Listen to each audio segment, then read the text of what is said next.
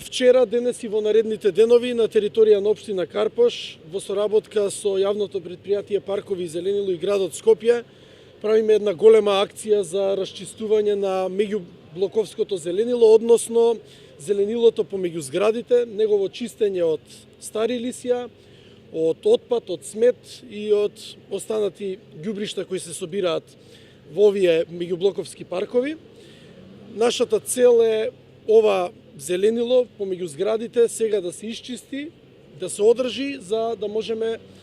во наредните месеци, односно на пролет, да почнеме и со целосно раззеленување на овие делови, односно дополнително меѓублоковско зеленило, кое што треба да ја раззелени општината и да придонесе кон почист воздух и чиста животна средина. Ова е наша заложба уште од почетокот на мандатот. Јас ја користам оваа прилика да се заблагодарам и на јавното претпријатие Паркови и зеленило, како и на градот Скопје, кои што во континуитет ни се партнери во ваквите акции. Се надевам дека во иднина уште поинтензивно ќе продолжиме се со цел надградба и заштита на постоечкото и надградба